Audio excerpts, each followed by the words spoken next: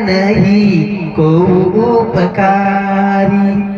पहला धन्यवाद तुम्हारे माता पिता का जिन्होंने ऐसी पुत्री को जन्म दिया, क्योंकि नारद जी गए थे तो राजा हिमांचल राज ने ये नहीं कहा, पहले कहा त्रिकाला के सर्वज्ञ तुम गति सर्वज्ञ तुम्हार, कहा सुता के दोष गुण मुनिवर हृदय विचार।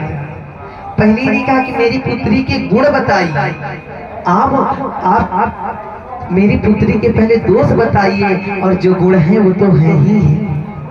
तो पहला धन्यवाद मैं तुम्हारे माता पिता को करना चाहता हूँ, क्योंकि नारद पूछे तो नारद कहाँ से कह रहे थे, नारद जी ने कहा तुम्हारी पुत्री तुम्हारे नाम कीर्ति रोशन करेगी।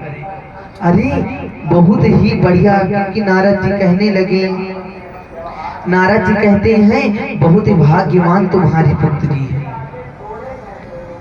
और इधर बाबा कहते हैं धन्य धन्य गिरिराज कुमारी, तुम समान नहीं को उपकारी। हे गिरिराज कुमारी, हे हिमाचल राज की बेटी पार्वती, पहला धन्यवाद तुम्हारे माता पिता का, और तुम्हारे समान कोई उपकारी नहीं है।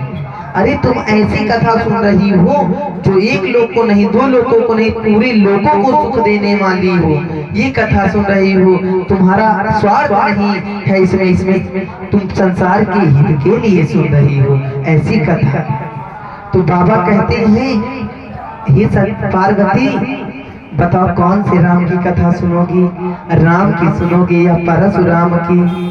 क्योंकि एक राम तो है नहीं, राम है, परशुराम है। परशुराम को थोड़ी ही बात पर क्रोध आ जाता है, पर हमारे राम जी केवट के पास गए तो